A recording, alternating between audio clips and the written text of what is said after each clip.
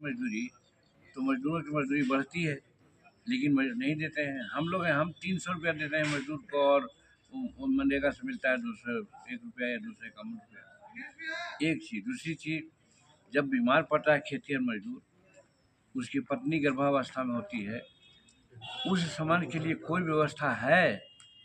हम समझते हैं कि इस बजट में इस तरह की भी व्यवस्था होनी चाहिए। ये है। बाकी और सब चीज़ के लिए तो कहना ही नहीं पड़ेगा कि नरेंद्र मोदी जी अनएम्प्लॉयडों के लिए, छोटे छोटे व्यापारों के लिए खुद लगे हुए हैं, तो उस पर तो होगा ही। लेकिन इस मायने में भी हम चूँकि एमएसएमई विभाग देख रहे हैं, और प्रधानमंत्री विश्वकर्मा योजना भी इसी के तहत है, तो हम लोग देखते हैं कि उसमें पैसे की कमी है, अलॉटमेंट में दिक्कत थोड़ा हो रहा है। हम चाहेंगे कि एमएसएमई के अलॉटमेंट जो है उसको बढ़ाया जाए। दूसरी चीज़ है, हमारे विभाग में ही है, schedule caste schedule tribes hub है, बहुत सारी योजनाएं हैं, उसमें एक schedule caste schedule tribes hub भी है। उसमें भी देख रहे हैं कि पैसा की कमी है। हम धन्यवाद देते हैं इनको, फाइनेंस मिनिस्टर को, कि जब हमारे यहाँ 400 करोड़ रुपये की कमी थी, हम लोगों ने मांग किया तो 150 करोड़ रुपया और 50 करोड़ रुपया उन्हें 200 करोड़ रुपया दिया गया। मेरा कहने का मतलब है कि अगर हमको 400 करोड़ रुपया की बात होती तो शेड्यूल कास्ट शेड्यूल ट्राइब साहब के लिए ज़्यादा कम करते। उसी प्रकार से हमारी यहाँ स्फूर्ति योजना है, वो भी छोटे छोटे उद्योग और क्लस्टर के लिए बहुत लाभदायक है, लेकिन फंड के अभाव में वो बंद पड़ा है।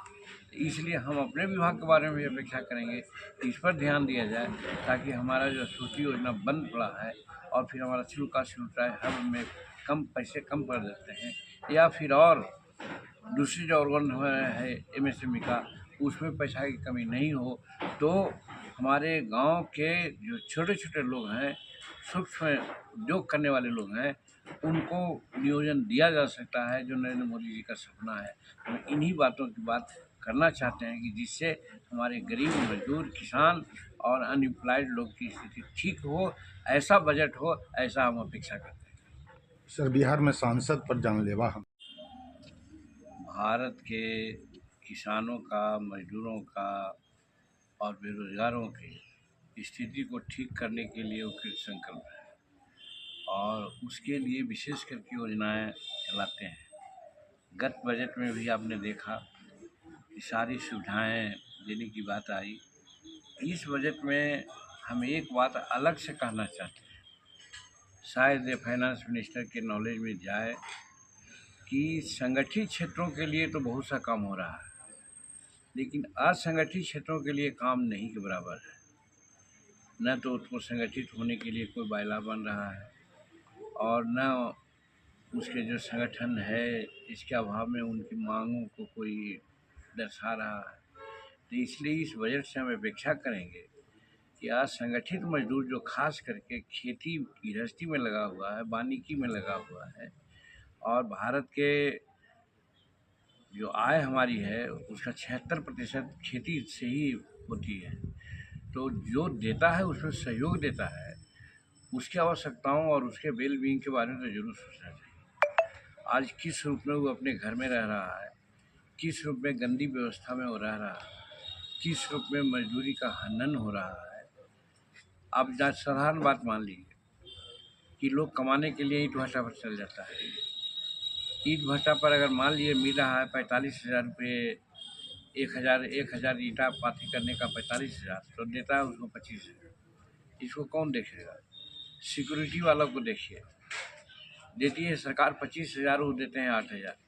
इसको कौन देखेगा?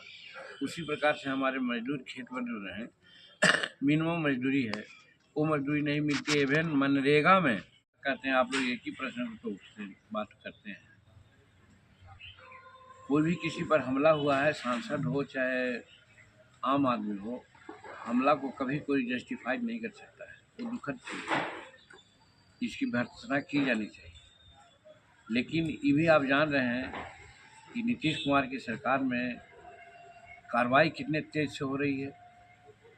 माने कब घटना घट जाना हम समझते हैं कि अप्रत्याशित नहीं है, लेकिन घटना के बाद घटना को रोकने की कार्रवाई होती है, जिसे आगे घटना करने वाले लोग जरूर सोचने लग जाते हैं लेकिन जो बोल रहे हैं, जिनका नाम आपने लिया, उनके पिताश्री के राज में क्या हो रहा था?